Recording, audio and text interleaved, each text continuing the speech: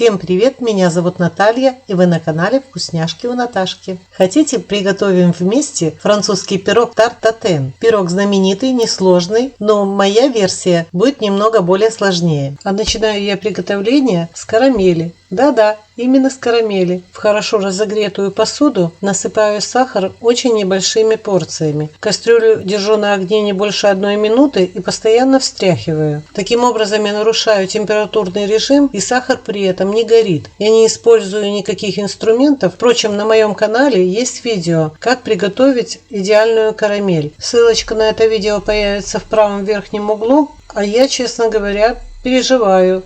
Не предъявит ли мне YouTube претензии за то, что я использую в этом видео свои же кадры, но уже выставленные на YouTube? Может, кто знает, подскажите.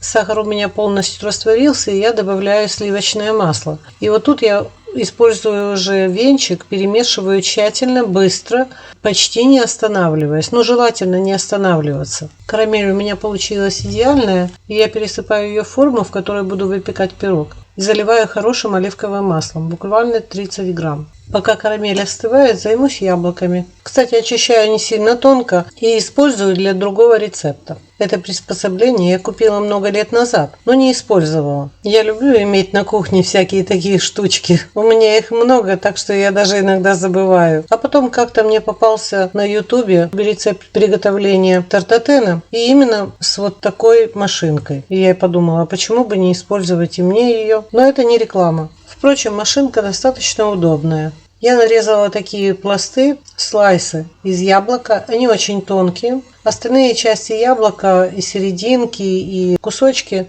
я использую для другого рецепта. Яблоки у меня очень сочные, а слайсы получаются достаточно тонкие. И теперь мне надо завернуть эти слайсы в такой рулет своеобразный. Если даже ломается слайс, ничего страшного, надо просто приложить в стык, но не внахлёст. Это чтобы не было потом провалов между яблоками. Ну вот какая штука у меня получилась, и теперь надо все это поставить в форму. Не так-то и просто. Но я, конечно же, справилась. Я же люблю эксперименты. Яблоки сверху я смазываю оливковым маслом и ставлю в духовку. Яблоки у меня запекались примерно 1,5 часа при температуре 180 градусов. А сейчас я приготовлю подложку для пирога из теста бризе. Кусок теста бризе всегда у меня находится в холодильнике, точнее в морозилке. Хранится такое тесто до 3 месяцев в морозильной камере и не портится. Бризе – это французское название теста, и оно очень похоже на песочное. Еще его называют рубленым тестом. Классический рецепт теста бризе состоит из 1 части сахара, 2 частей сливочного масла и 3 частей муки. И буквально чуть-чуть воды, примерно 40 мл.